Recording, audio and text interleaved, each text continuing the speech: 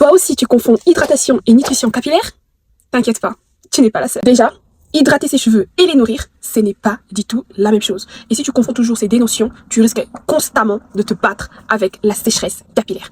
Parlons cheveux. Qu'est-ce que c'est que l'hydratation? C'est simplement apporter de l'eau à tes cheveux. Donc, il est important d'utiliser des produits qui apportent cette eau, que ce soit à travers les leave-in conditioners, les vaporisateurs d'eau minérale et non de l'eau à de robinet remplie de calcaire, no way, ou à travers des éléments naturels qui contiennent beaucoup d'eau comme l'aloe vera. La nutrition, c'est tout simplement apporter du gras, du lipide, des ingrédients qui donneront la force à tes cheveux pour lutter contre les agressions extérieures.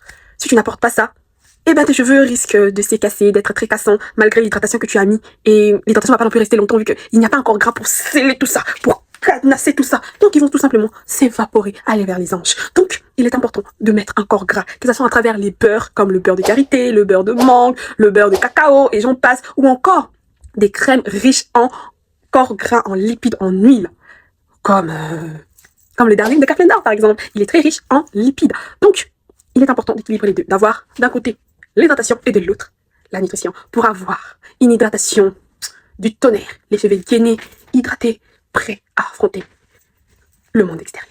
C'est bien beau tout ce que tu viens de dire, mais comment savoir qu'est-ce que mes cheveux ont besoin à l'instant T? Comment détecter tout ça? Si tes cheveux sont rêches, légers et ils strinkent beaucoup, c'est sûrement qu'ils ont soif. Donc, apporte de l'eau, c'est-à-dire l'hydratation. Tes cheveux sont turn, cassants et mousseux, c'est qu'ils ont sûrement faim.